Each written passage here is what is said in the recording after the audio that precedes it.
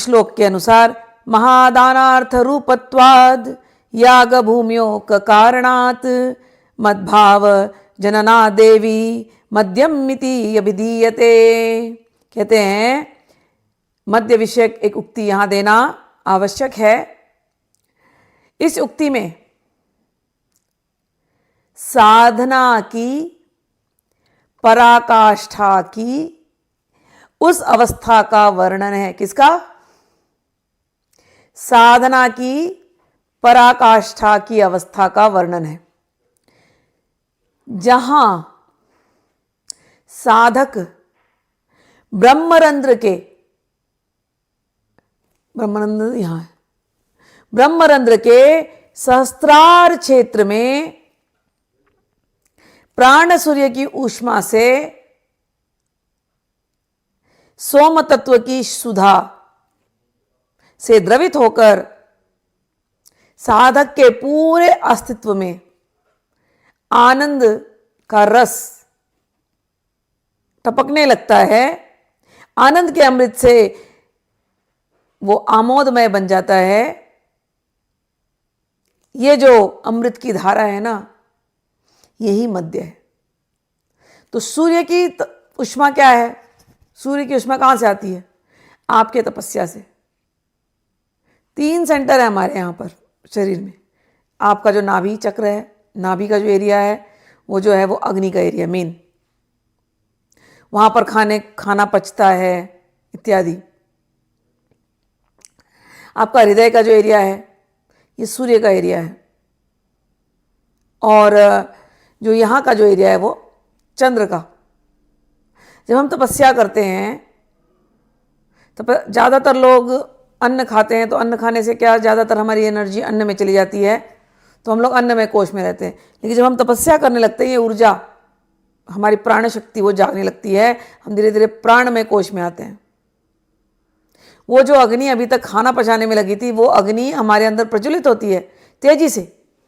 हमारा सूर्य तत्व वो जागता है,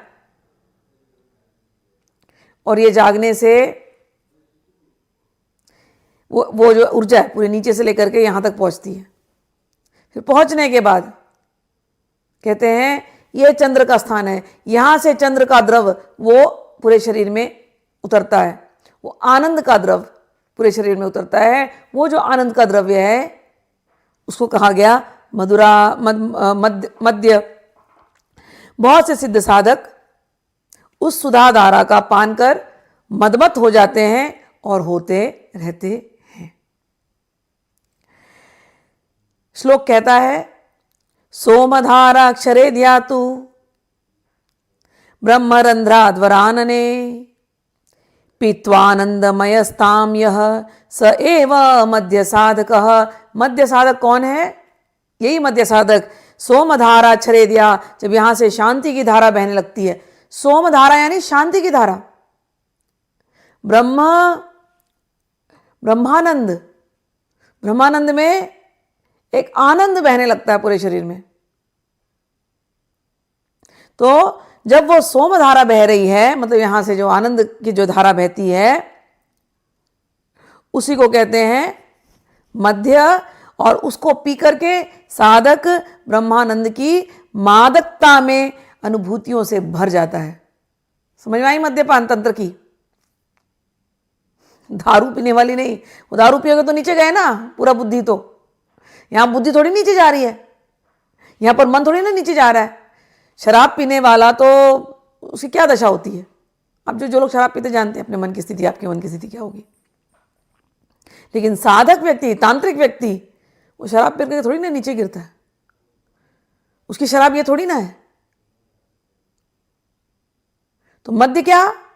तपस्या से जो ऊर्जा ऊपर उठी और जिसने उस अमृत धारा को जगा करके, उस अमृत धारा को जब वो नीचे टपकने लगा, जो वो उस ब्रह्मानंद के आनंद में जो डूबा हुआ, निर्वाण रूप में जो अभी आनंद ले रहा है, उसको कहते हैं मद्यपान। समझ में आया?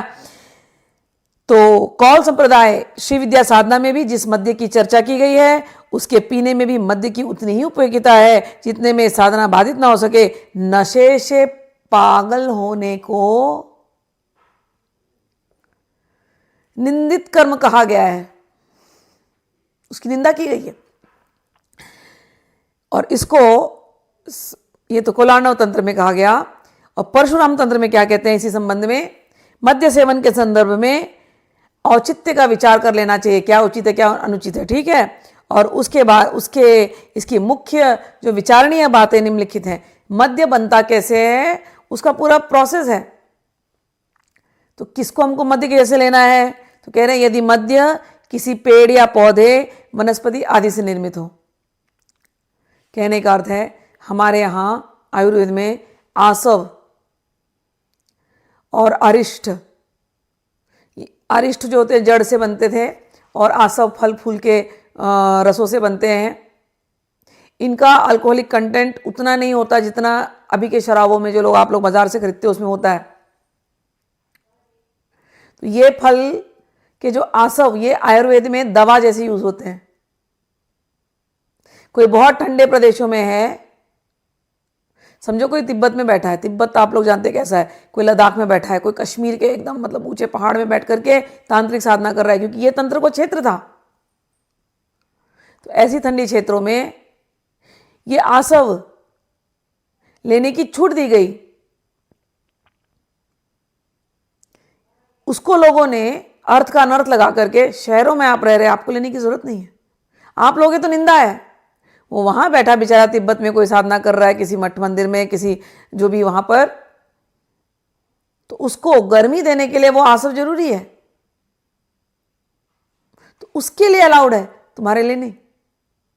तंत्र के नाम पर गलत प्रचार नहीं होना चाहिए। तो यहां पर जो कह रहे हैं परशुराम कल्पसूत्र के अनुसार, यदि मद्य किसी पेड़ या पौधे वनस्पति आदि से निर्मित हो, गुड़ से निर्मित हो, गुड़ को दही का मट्ठा होता है ना, छाछ, उसमें डाल दो, तो वो, और कांसे के पात्र में डाल दो, वो जब थोड़ा फर्मेंट होगा ना, उसको मद्य कहते हैं।